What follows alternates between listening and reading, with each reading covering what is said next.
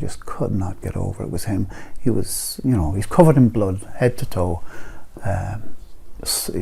head all swollen.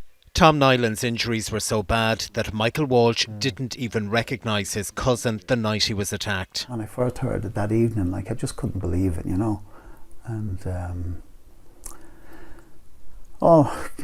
it was chaos, you know.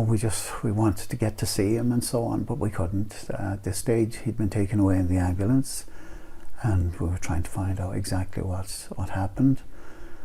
His neighbours, the Calpins, were first, or he went over to them. He tried to get over to them. He had risked his life crossing the road. He didn't know where he was. He couldn't see. His eyes were filled with blood. You know, there was blood that had gone into his eyes. His eyes was one of them was very seriously damaged, and he was lucky. Well, we were lucky he wasn't killed by the traffic that was passing. You know, some people thought it was a bag of rubbish or something on the road when they seen this.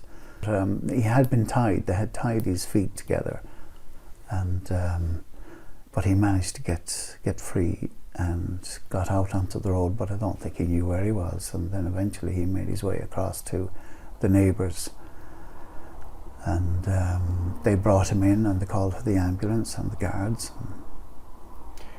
He went to the hospital. You got to see him. Tell me about. I couldn't get to see him. You know, it was like a real emergency situation. It was, you know, life and death at the time. So we had to wait till the following day, and eventually got in to see him. And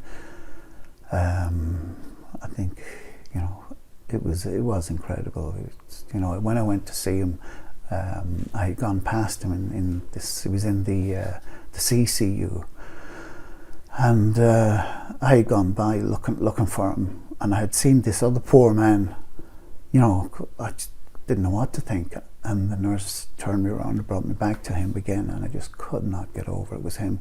Michael says it's still hard to think about what happened that night, and the fear and terror that Tom must have felt continues to haunt him. The trial itself was very detailed.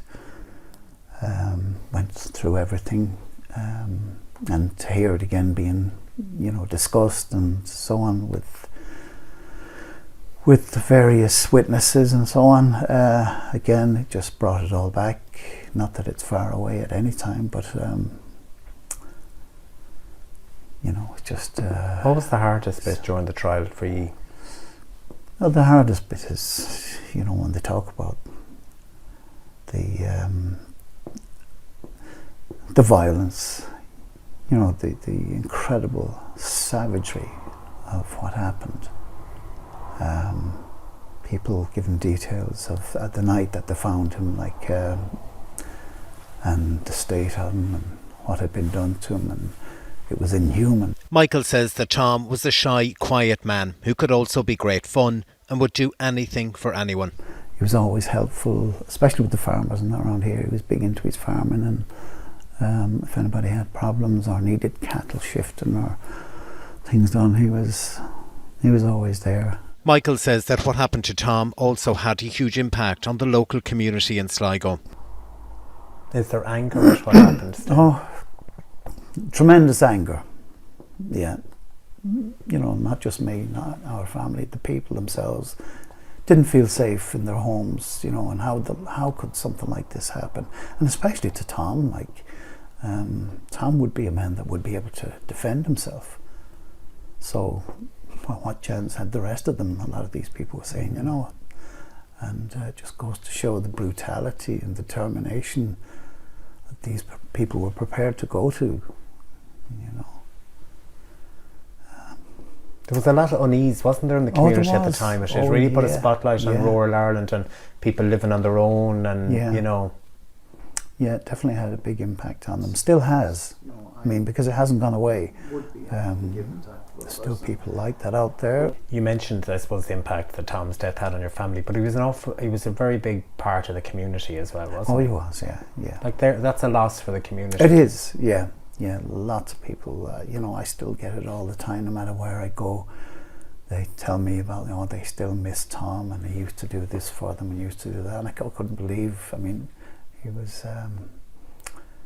so helpful, and involve me sometimes in them if there was something to do with, say, computers or televisions and things like that. And I'll get Michael to come down and have a look at that for you. He's into that type of thing. He was nominating you for jobs. Yeah. So I think he had some people. He had lots of people to do certain jobs and help him out, and so yeah, very helpful man. Michael Walsh says that Tom's death has left a void that can never be filled, and that the pain of his absence is a burden that he will carry forever. Do you think you could forgive them for what they've done?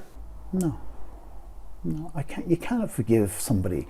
We all have choices, and some people in certain circumstances, extreme circumstances, may go out and rob someplace because they're hungry or they haven't, But these people, what they did, it was deliberate.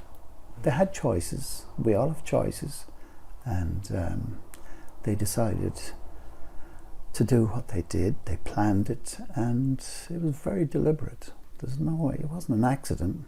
It wasn't something they had to resort to doing. So, forgiveness. I often hear that term used, but no, I know it's not in me. I can't. Not with them anyway. Certain circumstances you can forgive people, and I do, but in this case, no.